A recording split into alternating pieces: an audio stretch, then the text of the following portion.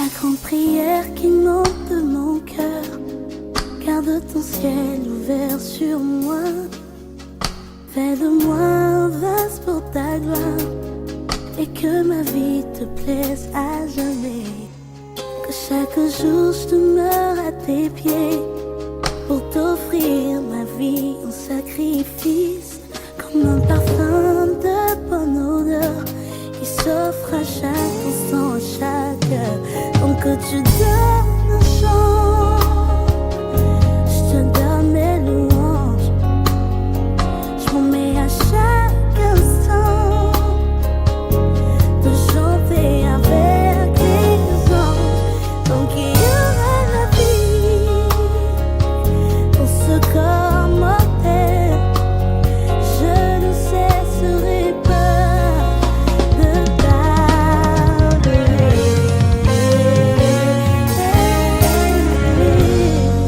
Chante avec nous la grande prière. La grande prière qui monte de mon cœur, Garde ton ciel, garde ton ciel ouvert sur moi.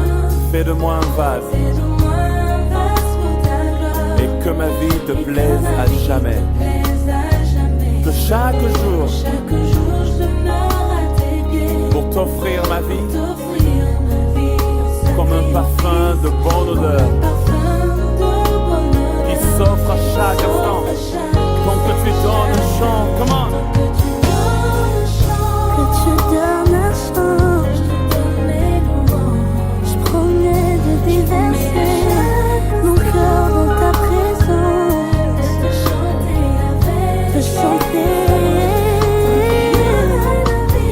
Tant que tu me laisseras vivre, oh, je ne cesserai pas de t'adorer, de t'adorer. Tant que tu donnes un chant, Donc que tu donnes un chant, je te donne mes louanges, je te donne ma louange. je promets à chaque instant. Chanter avec, Oh, il y aura la vie. Oh, je ne cesserai pas de t'adorer, même si les mots me manquent. Je laisse parler mon cœur dans ta présence.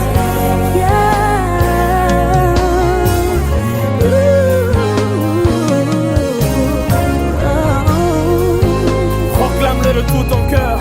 Oh, tant que tu donnes un chant, je te donne mes louanges. Oh, mais à chaque instant, de chanter avec les anges. Donc il y aura la vie. Bonsoir à tous. Nous allons commencer notre culte d'enseignement. Merci de nous accueillir chez vous. Et nous allons passer des moments merveilleux dans la présence du Seigneur. Alors, j'aimerais introduire ces moments par un chant d'adoration qui va nous introduire dans ces moments d'enseignement. Alléluia. Gloire à toi, Seigneur.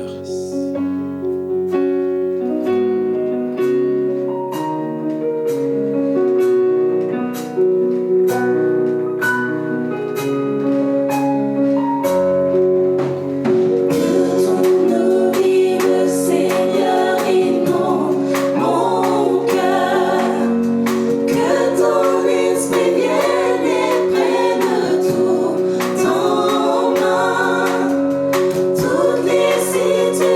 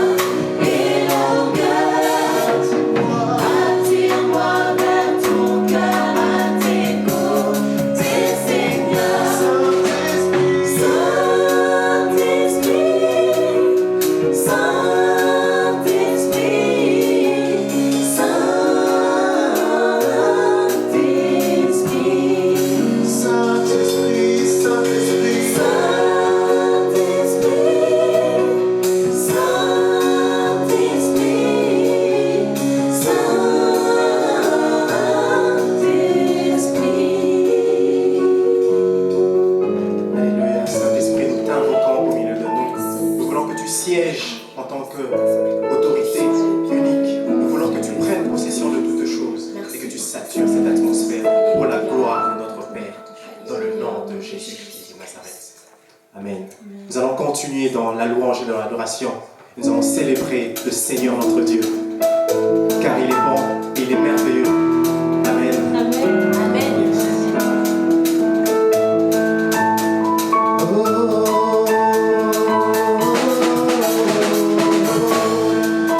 Portes élevées, vos linteaux, ouvrez-vous portes éternelles.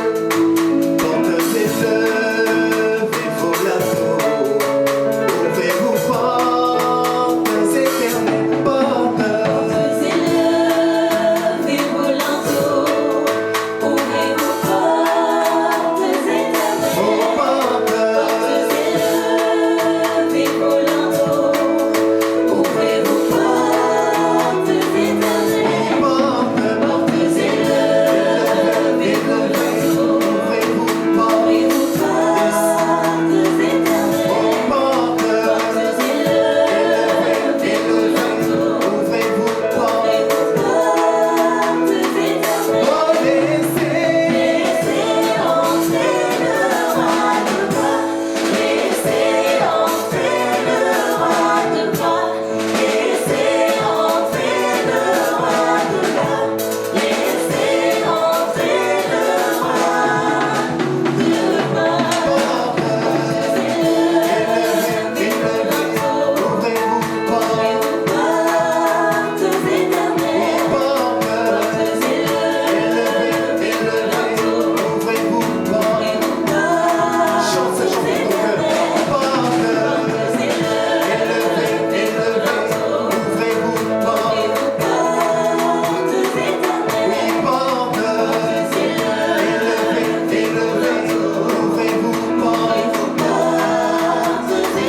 Oh, laissez entrer le roi de gloire, laissez entrer le roi de gloire, laissez entrer le roi de gloire, laissez entrer le roi de gloire. Laissez entrer le roi de gloire, laissez entrer le roi de gloire, laissez entrer le roi de gloire, laissez entrer le roi de gloire. portes élevées, ouvrez-vous portes. Portes éternelles, Portes élevées, ouvrez-vous portes. portes éternelles, Portes élevées, ouvrez-vous portes. portes éternelles, Portes élevées, ouvrez-vous portes. Oh, laissez entrer le roi de gloire, laissez entrer le roi de gloire, laissez entrer le roi de gloire, laissez entrer le roi de gloire. Laissez entrer le roi de gloire, laissez entrer le roi de gloire, laissez entrer le roi de gloire, laissez entrer le roi de gloire. Laissez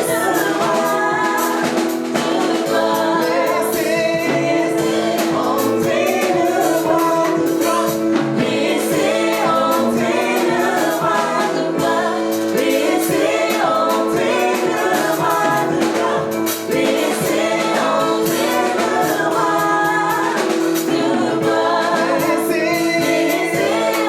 de gloire. Laissez entrer le roi de gloire, laissez entrer le roi de gloire, laissez entrer le roi de gloire, laissez entrer le roi de gloire. Alléluia. Merci Seigneur pour ta présence éternelle. Cette présence éternelle des hommes, Papa, qui nous rassure, éternel. Cette présence qui nous vivifie, qui nous fortifie. Alléluia. Gloire à toi, Seigneur. Seigneur, merci pour ce temps que nous allons passer dans ta présence, oh Dieu. Merci parce que tu es parmi nous ce soir. Alléluia. Seigneur, nous voulons encore t'adorer, nous voulons encore te célébrer et reconnaître tes bienfaits dans nos vies. Gloire à toi, Seigneur.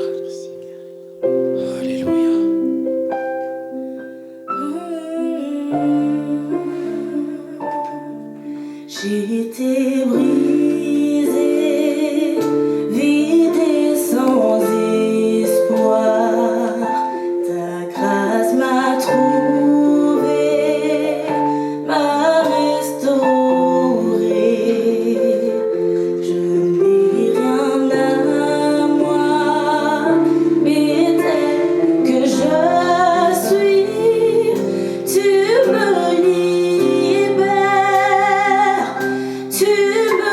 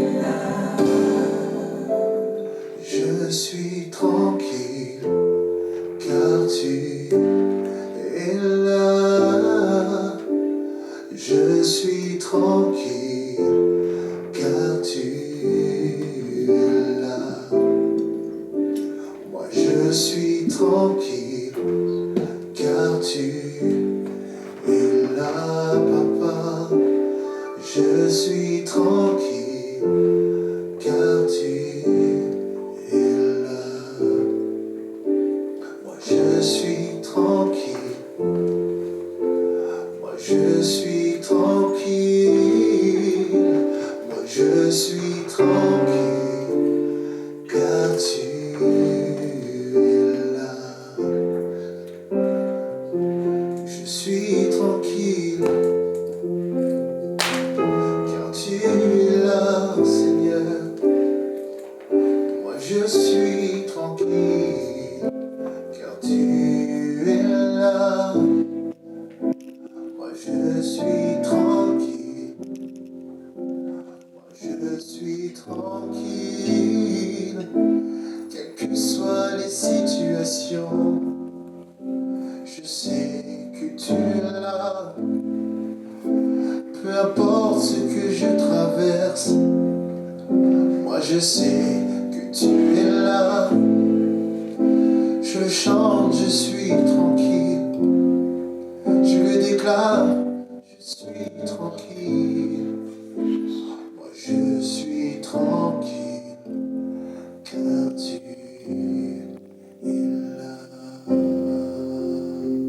Oui, Seigneur. Quelle que soit la tempête, quelles que soient les difficultés de la vie, on peut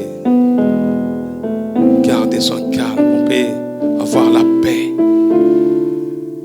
Parce que c'est ta présence qui nous rassure. Ta présence, Seigneur Jésus, est plus que suffisance. Quand bien même nous traversons des moments difficiles, des temps troubles, nous voulons dire avec les psalmistes, même dans la vallée de l'ombre de la mort, je ne crains aucun mal, car tu es avec moi. Bénissons ton nom, Seigneur. Merci. Toi le Dieu inébranlable, toi le Dieu imbattable, toi le Dieu incomparable, toi l'ami fidèle. Seigneur, nous voulons te dire merci encore à ce jour. Que ton nom soit béni dès maintenant et à jamais. Au nom de Jésus-Christ de Nazareth. Amen. Amen, amen. Quelle grâce de se retrouver encore dans la présence de Dieu pour partager sa parole. Vous savez, malgré ces temps troubles, ces temps où l'Église est appelée à se confiner, nous n'abandonnons pas le Seigneur. Nous lui sommes attachés. Et je crois que l'ennemi a fait l'erreur de fermer l'Église. Parce que en fermant l'Église, Dieu a ouvert des églises de maison. Et pour le moment, je peux vous assurer qu'il y en a beaucoup. C'est là l'erreur de l'ennemi. Il pensait fermer, mais Dieu a ouvert de l'autre côté. Nous bénissons le Seigneur.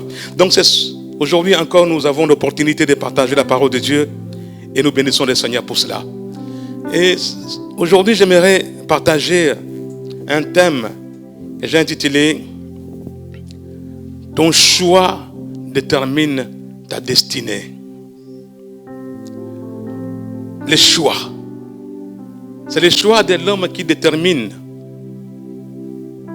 son avenir, son futur. La semaine dernière, on avait parlé de le passé. Nous avons dit que Dieu ne nous évalue pas par rapport à notre passé. Mais aujourd'hui, j'aimerais nous dire que Dieu nous évalue par rapport à nos choix. Parce que le choix est capital dans la vie de l'homme. J'aimerais introduire cet enseignement par un verset qui se trouve dans Hébreux chapitre 11. Nous lisons à partir du verset 24. Je vais lire. C'est par la foi que Moïse, devenu grand, refusa d'être appelé fils de la fille de Pharaon. C'est par la foi que Moïse, devenu grand, il refuse d'être appelé fils de la fille de Pharaon. Donc, Moïse devenu grand, il fait un choix. Il fait le choix de quitter la maison de Pharaon. Et c'est ce choix-là qui a fait de Moïse un grand leader. Parce que si Moïse n'avait pas fait ce choix, il ne serait pas aujourd'hui, bien-aimé, connu autant. Parce que même ceux qui ne viennent pas dans nos églises, qui ne lisent pas nécessairement la Bible, mais l'histoire de Moïse est connue. Pourquoi? Parce que cet homme avait su faire un bon choix dans sa vie. S'il était resté en Égypte, il serait devenu peut-être prince d'Égypte. Mais pour avoir accepté de quitter, Dieu lui a donné un sceptre pour diriger son peuple. Oh, c'est ce qui a déterminé la vie de Moïse. Ce qu'il a introduit dans sa destinée. Alors j'aimerais nous dire aujourd'hui encore que ce sont nos choix qui déterminent nos destinées. Alors le deuxième texte que j'aimerais lire maintenant, qui va nous introduire vraiment dans notre enseignement, le premier texte se trouve dans l'évangile de Jean, au chapitre 10 et le verset 10, simple à retenir. Jean 10, 10. La Bible dit, le voleur vient seulement pour voler, tuer et détruire. Mais moi, je suis venu pour que les gens aient la vie et pour cette vie soit abondante. Je vais lire dans Bible français courant, il dit, le voleur vient uniquement pour voler, tuer et détruire. Moi, je suis venu pour que les humains aient la vie et l'aient en abondance. Le voleur, son but c'est de détruire. Son but c'est de tuer. Son but c'est d'égorger. Voilà le voleur. D'un côté, il vient pour détruire, mais il y a un autre qui vient pour que les humains aient la vie et la vie en abondance. Donc, le voleur, il vient pour endeuiller. Le voleur, il vient animer des pensées d'injustice, de meurtre, de destruction. Mais le Fils de l'homme, Jésus-Christ, qui est la vie, lui dit, moi je suis venu, pas pour détruire, non. Moi je suis venu pour que les brebis aient la vie. Une vie abondante, une vie qui déborde. Alléluia. Une vie qui déborde. N'est-ce pas génial ça? D'avoir la vie en abondance, de recevoir une vie abondante.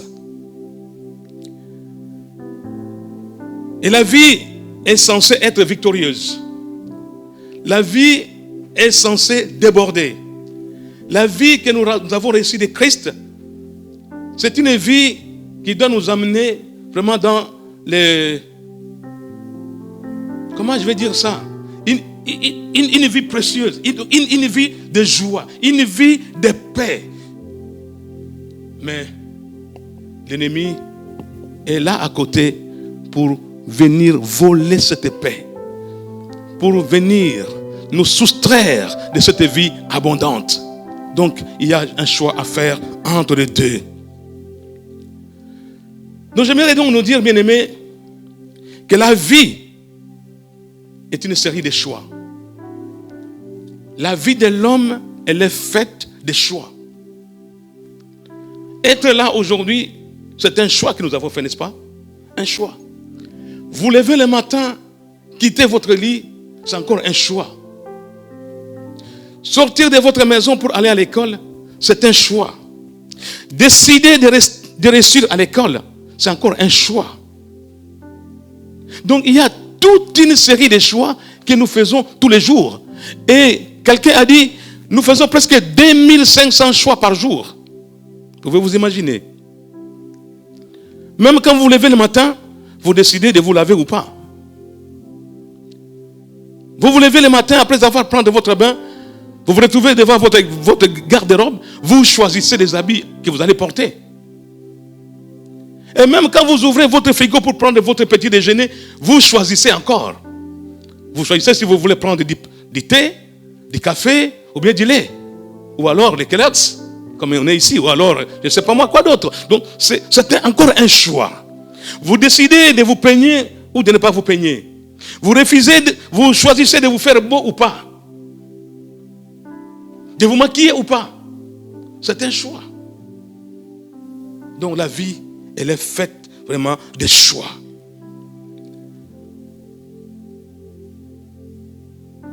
Et il y a des choix importants dans la vie. Il y a des petits choix, moins importants. Il y a aussi des choix importants. Alléluia. Donc si nous faisons des bons choix, nous allons vivre une vie, nous allons expérimenter une vie victorieuse. Si nous faisons des bons choix dans la vie. Mais si nous faisons des mauvais choix, il y a des conséquences. Donc chaque choix que nous faisons dans la vie a ses conséquences. Chaque choix. Tu te dis aujourd'hui je ne travaille pas, eh bien sache que tu n'auras pas ton salaire. C'est un choix. Tu te dis aujourd'hui moi je ne quitte pas mon lit, je reste là couché, c'est un choix. Et chaque choix a ses conséquences. Alléluia. Mais la première chose que l'homme doit comprendre est que Dieu a un grand plan et un but pour chacune de nos vies. Dieu a un but pour toi. Dieu a un plan pour toi. Dieu a un plan pour moi. Donc Dieu a un but pour tout un chacun. Nous ne sommes pas sur la terre par hasard. Nous ne sommes pas venus accompagner les autres. Nous sommes sur la terre parce que Dieu a un plan avec nous. Alors ne te sous-estime pas. Ne te dis pas non, moi je suis venu accompagner les autres. Non, tu n'es pas venu accompagner les autres, mais Dieu a un plan avec toi. Tu es sur la terre par la volonté de Dieu. Quelle que soit la manière dont tu es venu sur cette terre, comprends que Dieu a un plan avec toi. Sinon tu ne serais pas là. Alléluia. Nous lisons un autre texte dans Jérémie 1, le verset 5. Je vais lire. Avant que je t'eusse formé dans le ventre de ta mère, je te connaissais. Et avant que tu fisses sortir de son sein, je t'avais consacré. Je t'avais établi prophète des nations. Alléluia. Donc Dieu ne commence pas quelque chose avant de l'avoir terminé. Il termine d'abord, après seulement il commence. Je ne sais pas si je me fais comprendre. Dieu termine d'abord la chose avant de la commencer. Avant que Jérémie ne naisse, Dieu avait déjà fini avec lui. Il dit à Jérémie, je t'avais déjà établi prophète des nations. Donc j'ai fini avec toi. Oh, Dieu est grand, Dieu est bon. C'était un plan d'abondance, un plan de victoire, un plan arrêté depuis l'éternité.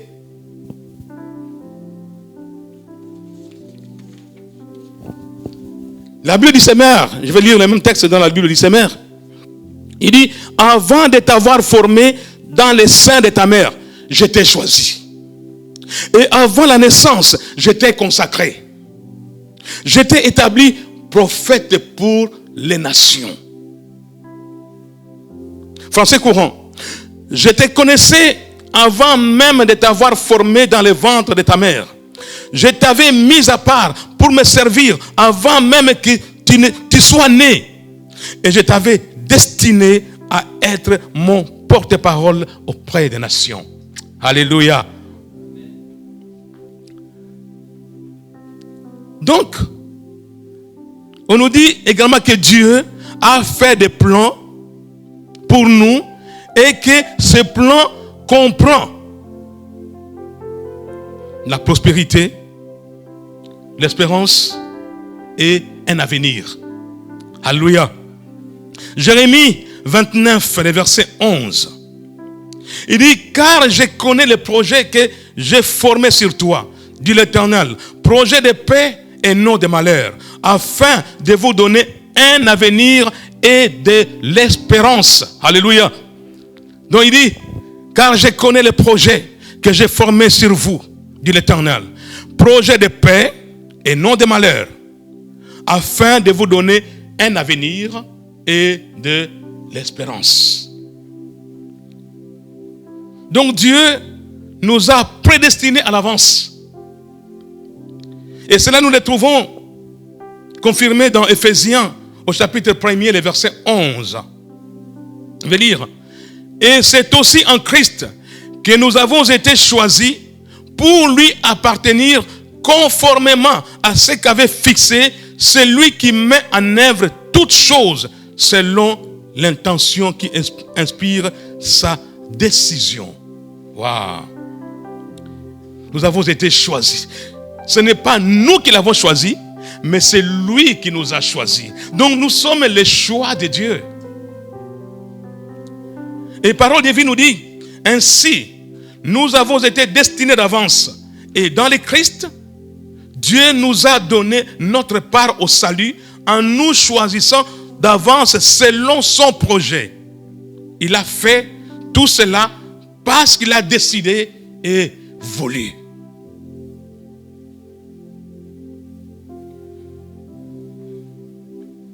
Donc, vous comprendrez, mes bien-aimés, que Dieu, au départ, est déjà déterminé. Il est plus déterminé que nous ne le sommes à nous faire entrer dans ce que lui-même a arrêté, dans ce que lui-même a prévu. Dieu t'aime, Dieu nous aime. Déjà le fait de nous avoir choisis, qui sommes-nous? Dieu est l'infiniment grand, l'infiniment puissant, celui dont la puissance ne varie point, celui qui est au-dessus de tout et qui règne sur tout. Mais toi qui es formé de la poussière, Dieu met son choix sur toi. C'est toi qui l'as choisi. Et parce qu'il a déjà préparé toutes choses. Avant de t'envoyer sur la terre, il a déjà terminé avec toi. Il a déjà tracé un chemin pour toi. Alléluia. Éphésiens chapitre 3, le verset 20. À celui qui, par la puissance qui agit en nous, peut réaliser infiniment au-delà de ce que nos prières peuvent demander ou que notre imagination ose espérer. À celui qui peut faire au-delà. Par la puissance qui agit en nous. Donc il y a une puissance qui agit en toi qui peut t'amener à réaliser le rêve que Dieu a prévu pour ta vie. Et même faire au-delà de notre imagination. Donc par l'Esprit qui nous habite, Dieu peut faire des choses merveilleuses, des choses puissantes, des choses qui peuvent étonner le monde. Que son nom soit béni.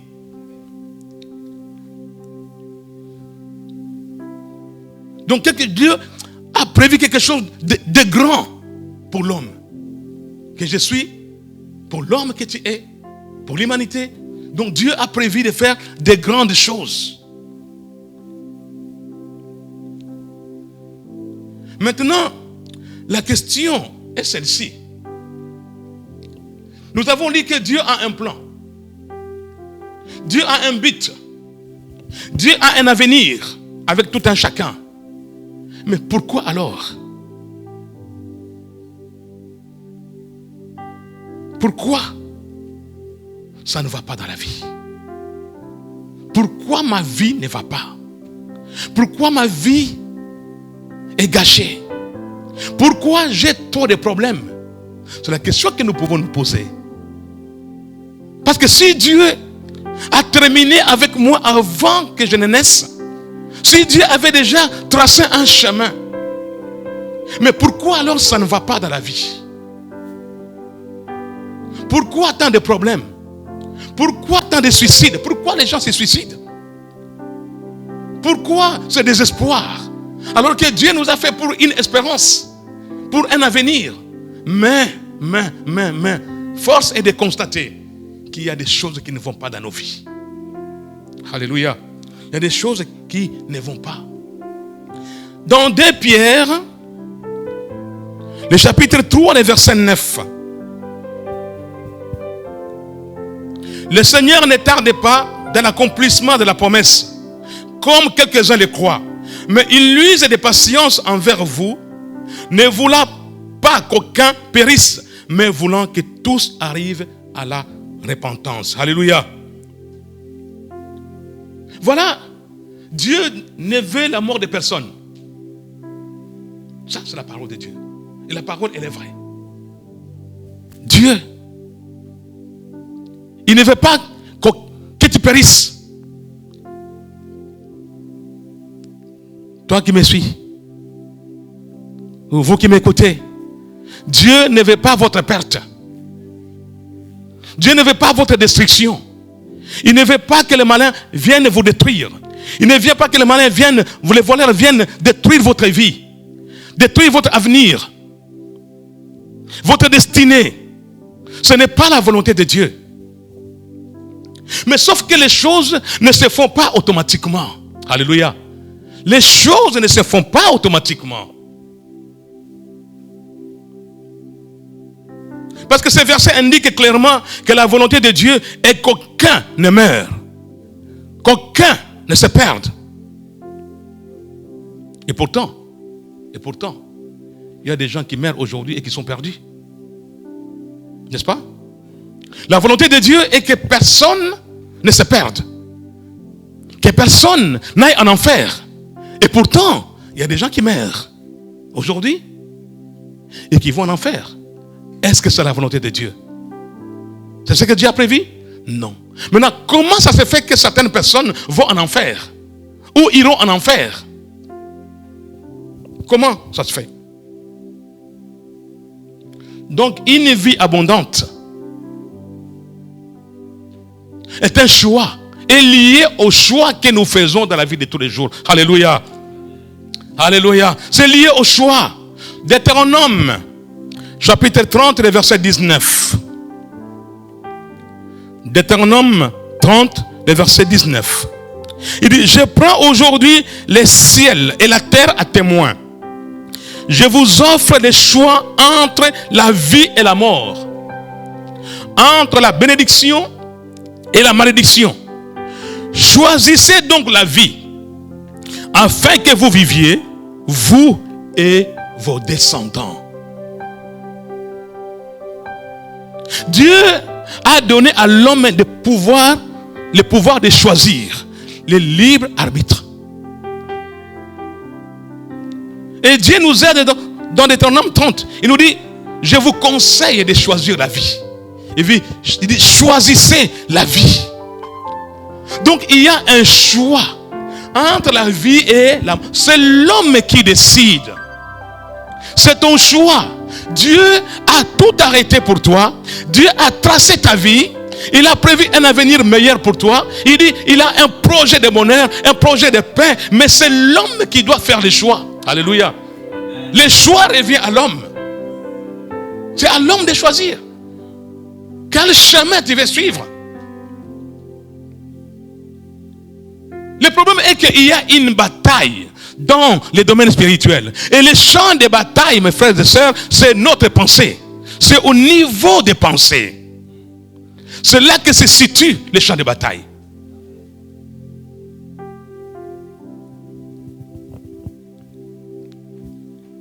Il y a une bataille qui se déroule en chacun d'entre nous. Tous les jours. Et c'est une bataille entre la chair et l'esprit. La chair a ses désirs et l'esprit a ses désirs. Et les désirs de la chair sont opposés à ceux de l'esprit. Voilà la bataille, la guerre. Et cette guerre qui se fait, elle est invisible. Cette bataille est invisible, mais les conséquences sont visibles. Alléluia. C'est une guerre invisible, mais aux conséquences visibles. Et c'est une guerre dont les médias n'en parlaient pas. On parle du Covid-19. Tous les médias en parlent. Mais cette guerre, qui est à l'origine même de ces Covid, on n'en parlait pas. Parce que c'est une guerre qui est spirituelle, qui est invisible. Elle se déroule et se passe au niveau de la pensée. C'est là que l'homme doit faire des choix. Romains 8, le verset 7, nous dit ceci. Car l'affection de la chair est inimitié contre Dieu, parce qu'elle ne se soumet pas à la loi de Dieu et qu'elle ne le peut même pas. La Bible du Seigneur nous dit, car les tendances de la chair sont ennemies de Dieu, parce que la chair ne se soumet pas à la loi de Dieu, elle en est même incapable. Incapable. En d'autres termes, si nous écoutons la voix de la chair, nous ferons des choix horribles. Si nous écoutons la voix de la chair, elle va nous conduire à prendre de mauvais choix, de mauvaises décisions.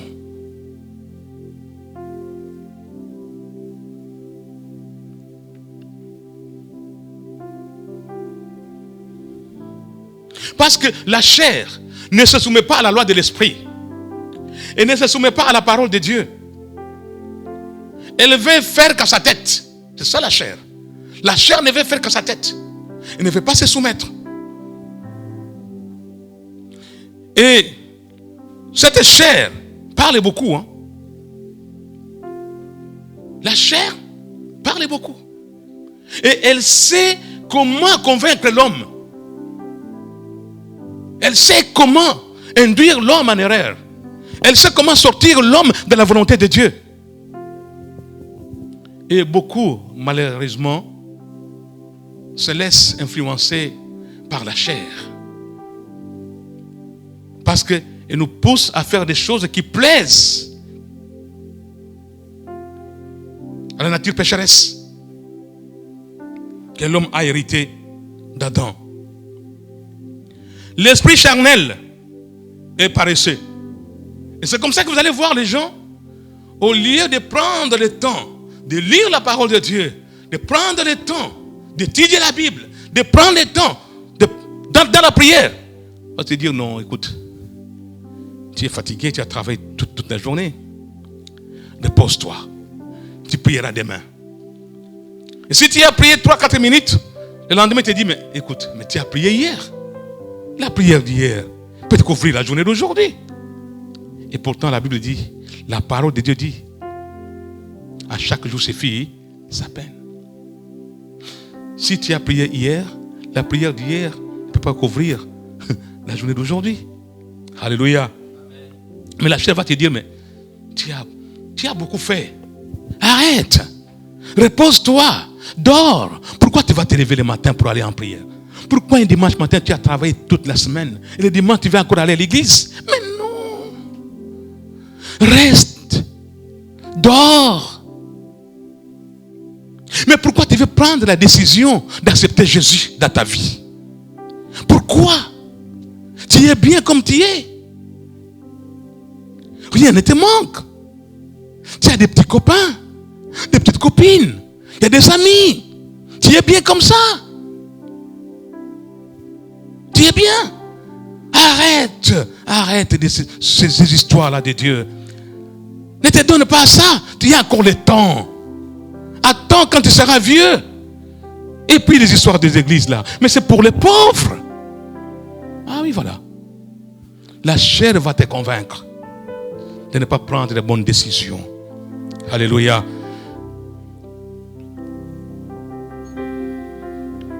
Donc, il y a cette voix-là qui te parle, qui te pousse dans une mauvaise direction. Et trop souvent, on cède à cette petite voix. Mais il y a une autre voix une autre voix. Et si vous écoutez attentivement, vous entendrez une autre voix. Et c'est l'Esprit de Dieu qui vous dit la bonne chose à faire. Alléluia. Mais la chair crie tellement fort, alors que la voix de l'Esprit, c'est un murmure doux et agréable. Mais comme la chair crie très fort, elle cherche à étouffer la voix de l'Esprit. Elle étouffe la voix de l'Esprit.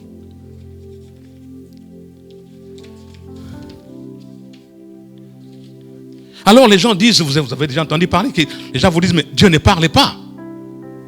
Dieu ne parle pas. J'ai prié, mais Dieu ne me parle pas. J'avais connu une sœur qui voulait absolument se marier. J'ai prié pour cette sœur et j'ai entendu une voix claire me dire, ne permets pas ce mariage. Dis à cette sœur de ne pas entrer dans cette relation. Mais comme elle était déjà embarquée dans la relation, tu es déjà embarqué dans cette relation-là, eh bien, c'était difficile de passer les messages. C'était difficile.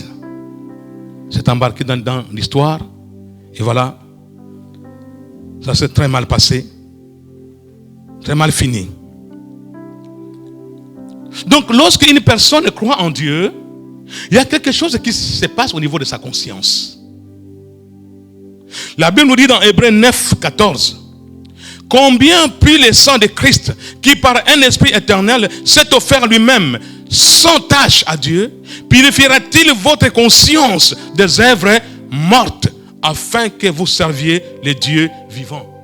Donc en acceptant Christ, notre conscience est purifiée. Alléluia. La conscience est purifiée. Et dans 1 Timothée 1, 18 et 19, il nous dit, le commandement que je t'adresse, Timothée, mon enfant, selon les prophéties faites précédemment à ton sujet, c'est que d'après elles, tu combattes les bons combats, en gardant la foi et une bonne conscience. Cette conscience, quelques-uns l'ont perdue et ils ont fait naufrage par rapport à la foi.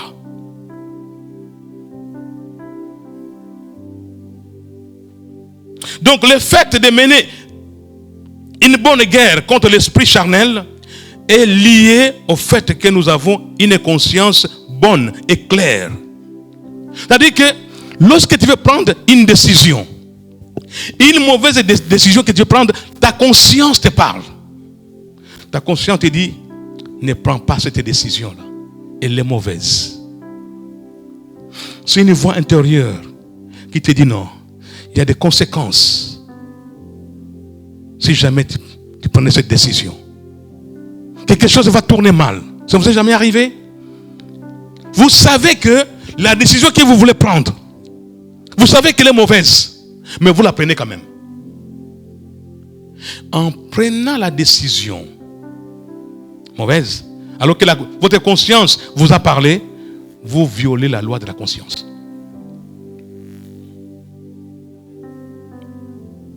Il y a violation. La conscience est violée. Et à force de violer la conscience, à un moment donné, elle se tait. Elle ne te parle plus.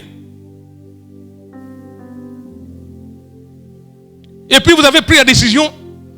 Et les conséquences, quand les conséquences arrivent, vous avez dit, et pourtant je savais que cette décision, il ne fallait pas la prendre, mais vous l'avez quand même prise. Vous l'avez quand même prise. Alléluia. La conscience. La conscience, c'est quelque chose que Dieu a mis à chacun d'entre nous.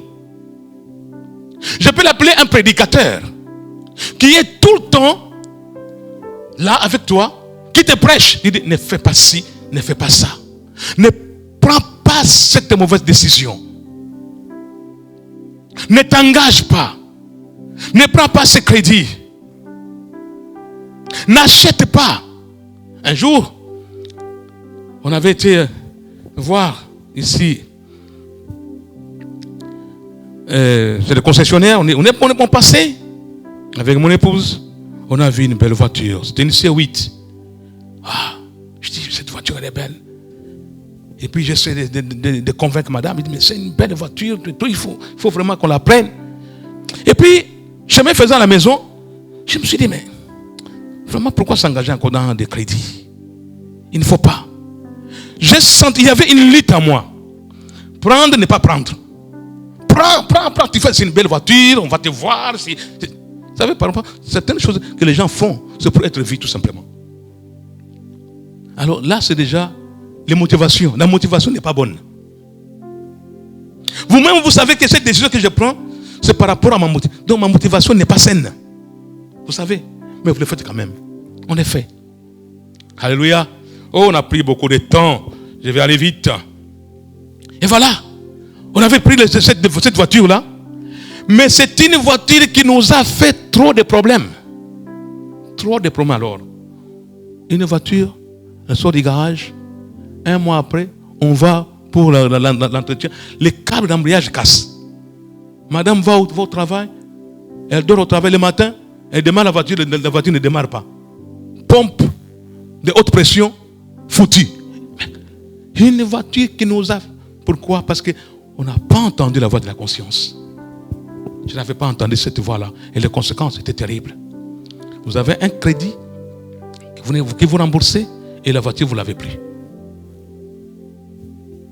Alléluia. Quand vous voulez prendre une décision, cherchez, écoutez votre conscience.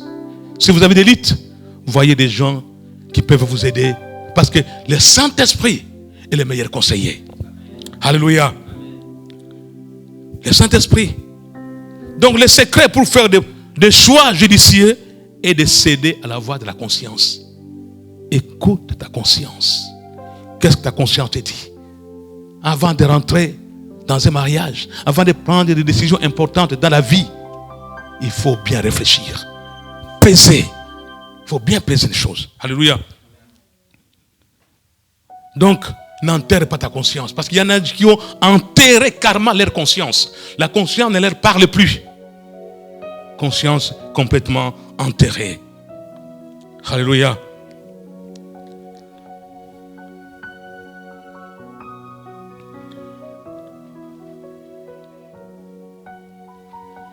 Oh, que Dieu est grand. Dieu est grand. Donc je vais t'encourager, comme je disais, à ne pas enterrer la conscience. Parce qu'il y en a qui l'ont carrément enterré. La conscience est enterrée. La conscience ne leur parle plus. Ils disent, Dieu ne nous parle pas. Non, Dieu nous parle. Dieu parle. Donc c'est le choix que tu fais qui va déterminer ta destinée. Dieu dit, je mets devant toi deux chemins. Le chemin de la vie et le chemin de la mort. C'est à toi de décider. Si tu choisis le chemin de la vie, c'est-à-dire que tu ouvres la porte à ce que Christ vient entrer dans ta vie. Parce que c'est lui la vie. Quand il vient dans ta vie, il te donne une vie abondante. Une vie de paix. Une vie de joie. Une vie de succès. Une vie avec un avenir éternel. Parce qu'en embrassant Christ dans ta vie, même si tu mourais, même si tu quittais le monde ici de vivant, il y a une vie meilleure qui t'attend. Alléluia. Il y a une vie meilleure. Les choix. Je disais, le mercredi passé, Dieu n'évalue pas un homme par rapport à son passé. Mais Dieu nous évalue par rapport aux choix que nous faisons. Rahab était une prostituée. Mais parce qu'elle avait fait le bon choix d'adhérer à la foi des Israélites, eh bien, elle a été sauvée avec sa famille. Quel est le choix que nous faisons aujourd'hui?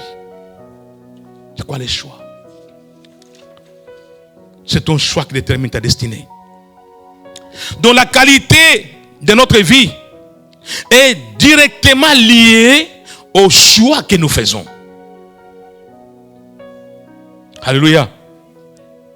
Dieu vous a prédestiné à la grandeur. Mais il y a une puissance qui fonctionne en vous en tant que chrétien. Il y a une puissance qui fonctionne. Quand la Bible dit, Dieu peut faire par l'esprit qui nous habite au-delà de nos rêves. au-delà, mais à condition de lui laisser la direction de notre vie, de les choisir lui. Alléluia, de les choisir. Alors, dans la vie, il y a certaines personnes qui n'ont jamais fait les choix. Je vais terminer par là. Certains n'ont jamais fait les choix les plus importants. Et les choix les plus importants, c'est celui d'accepter Jésus-Christ comme Seigneur et Sauveur. Alléluia. C'est le meilleur des choix. Alors, j'aimerais nous dire, vous qui nous écoutez et vous qui êtes là, vous vous posez des questions, pourquoi vous vivez en deçà de ce que Dieu a prévu pour vous? Pourquoi tant de problèmes? Pourquoi tant de difficultés? Mais le problème, ce n'est pas Dieu. Le problème, c'est nous-mêmes. Le problème est en rapport avec les choix que nous faisons. Alors aujourd'hui, je vais nous conseiller à faire des bons choix. Les choix d'être avec Dieu. Et vous qui n'avez jamais accepté Jésus-Christ comme Seigneur et Sauveur, eh bien, je vous en supplie, faites ces choix aujourd'hui. Invitez Jésus-Christ dans votre vie. C'est celui qui va changer votre destinée. C'est celui qui va changer l'orientation de votre vie. Parce qu'il vous connaît. Avant même que vous ne veniez sur cette terre, avant que vous ne naissiez, Jésus vous connaissait. Et il avait déjà tracé un chemin. Mais ce chemin, on n'y entre pas automatiquement. Il faut un choix. Et faites le choix aujourd'hui de suivre Jésus. Nous allons nous incliner. Et je vais inviter au groupe de nous venir nous conduire dans le dernier chant. Si vous voulez faire ce choix et que vous ne savez pas comment faire, il y a un numéro de téléphone qui s'affiche là sur notre page. Vous pouvez appeler à ce numéro-là. Nous pouvons vous suivre individuellement par téléphone, comme nous sommes en confinement. Vous ne savez pas vous déplacer, mais on sait vous suivre par téléphone. Appelez-nous à ce numéro qui s'affiche. C'est le 0471 627 639. Pour les Français, c'est le 0471 627 et 639. Voilà les numéros. Vous pouvez nous joindre à ce numéro-là et nous allons vous aider à faire ces bons choix et à entrer dans votre destinée. Que Dieu vous bénisse. Amen. Merci Seigneur.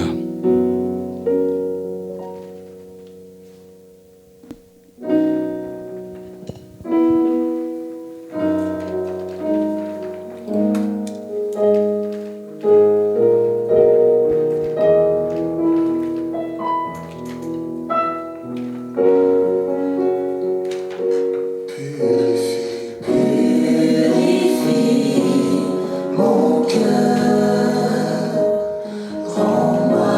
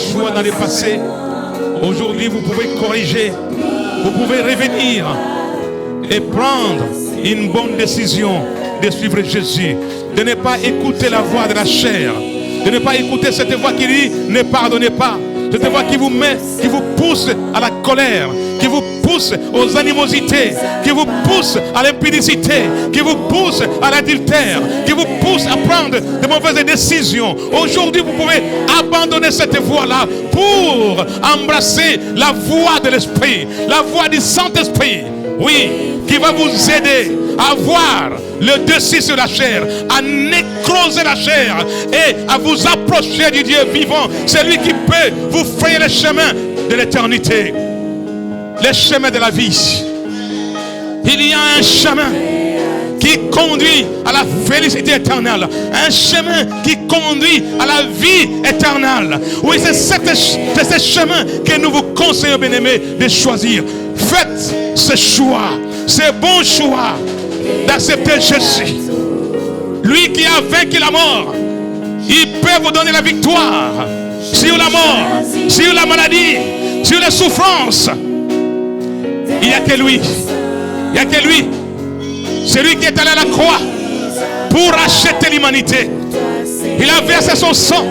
Il a livré son corps pour que tu entres dans le plan que Dieu t'a destiné, le plan de ta vie, le chemin de l'éternité. Alors, viens à Jésus. Viens à lui, ma soeur. Viens à lui, mon frère. Jésus t'attend à bras ouverts. Tu es terrorisé par la peur de la mort, mais c'est Jésus qui a vécu la mort. Tu es terrorisé par la peur de ce virus, par la peur de la maladie, mais c'est lui qui s'appelle Jéhovah Rapha, qui peut te guérir. Oui, c'est vrai que les médecins soignent, mais c'est Jésus qui guérit. Alors viens à Jésus aujourd'hui. Tu lui as tourné le dos. Aujourd'hui, mon frère, ma soeur, je t'invite à te tourner vers ce Jésus qui peut aujourd'hui, si jamais tu es invité, de changer ta destinée. Parce qu'il revient bientôt. Alléluia. Oh, que Dieu nous bénisse. Que Dieu vous comble de ses bienfaits. Pensez à changer votre destinée par les choix judicieux. Josué a dit: moi et ma maison, nous servirons l'Éternel. Mais vous, choisissez qui vous voulez servir. Qui voulez-vous servir, mes frères et sœurs? Moi, j'ai choisi de servir Dieu. J'ai choisi de vivre, de m'approcher de Jésus-Christ de Nazareth, le Fils de Dieu vivant, la vie éternelle. Il déclare être la vie, le chemin et la vérité. Oui, c'est vrai qu'il est la vie. Il est celui qui peut te donner la vie en abondance, la vie qui déborde. Lui et lui seul. Que Dieu vous bénisse. Merci.